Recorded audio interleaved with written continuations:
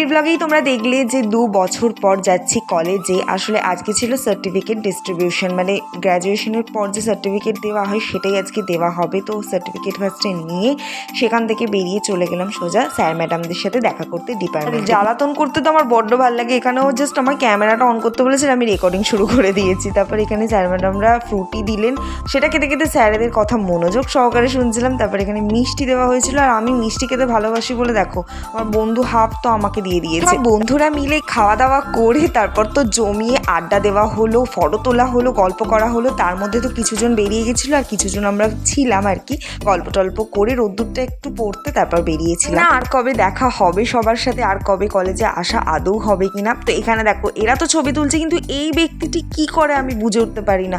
আর এর ফটো তোলার স্কিল দেখে মাঝে মাঝে আমি অজ্ঞান হয়ে পড়ি। শেষবারের মতো কলেজকে টাটা বাই বাই করে বেরিয়ে আসতে হলো। দেখা হচ্ছে নেক্সট কোনো ব্লগে। আজকের মতো টাটা।